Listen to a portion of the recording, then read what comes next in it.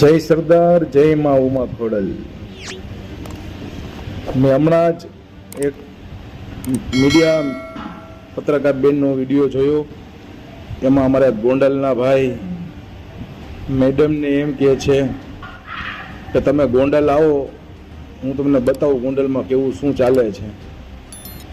અને એ ભાઈ ખરેખર કોઈ વેપારી નહોતા. એ ભાઈ પોતે ભાજપ જિલ્લા પ્રમુખ છે અને ગોંડલ યાર્ડના ચેરમેન છે. અને એ ભાઈ પોતે એવું કે છે અમને ગોંડલની અંદર આ લોકો રક્ષણ આપે છે વેપારીઓને ને બધાને. તો મારે એ ભાઈને એવું કહેવું છે અમારે કોઈ રક્ષણની જરૂર નથી.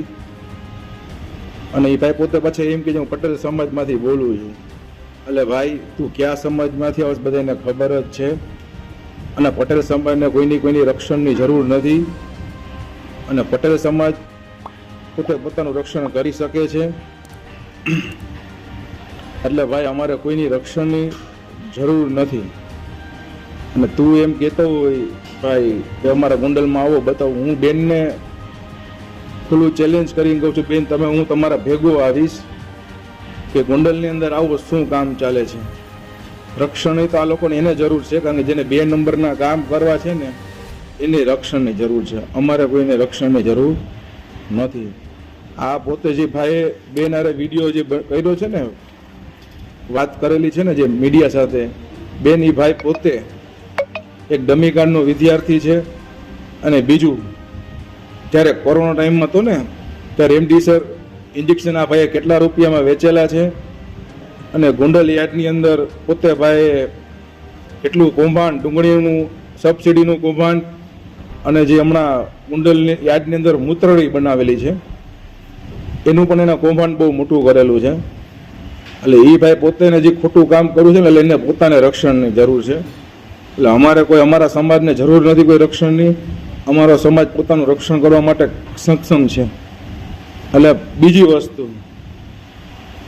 એ ભાઈ એમ કે છે 5 વાગ્યા પછી કોંગ્રેસ વાળા દારૂ પીને બોલતા હોય છે. ભાઈ કોણ કેટલો દારૂ પીએ છે બધાને ખબર જ છે. તો એનો મતલબ એવો થયો ગોંડલમાં દારૂ મળે છે. તને જ આ બધી વસ્તુની ખબર હોય તો. એટલે અમે અને બીજી વસ્તુ એમ કે છે અમે ગોંડલની તાલુકાની પ્રજાનું રક્ષણ કરી. તો હું ગોંડલ તાલુકામાં પોલીસ સ્ટેશન છે જ નહીં, પોલીસ કોઈનું રક્ષણ જ નથી કરતા ભાઈ. એટલે ભાઈ તું રહેવા દે તારી આ વાત. અને તું કેટલામાં છો એ બધાને ખબર છે. તું મીડિયા પત્રકારોને કઈ ધમકાવાનું રહેવા દે. તારી પોલ જો બધી મીડિયા પત્રકાર ગોંડલ આવશે તો તારી બધી પોલ ખોલવા બધા તૈયાર જ છે. અને હું મીડિયા પત્રકારોને કહું છું હું તમારી સાથે આવીશ ગોંડલ અને તમને રૂબરૂ લઈને બતાવીશ કે આ ભાઈનું શું કૌભાંડ છે ને ક્યાં ચાલે છે, કેટલા 2 નંબરના કામ ચાલે છે, બધું તમને હું બતાવવા તૈયાર છું. જય હિન્દ.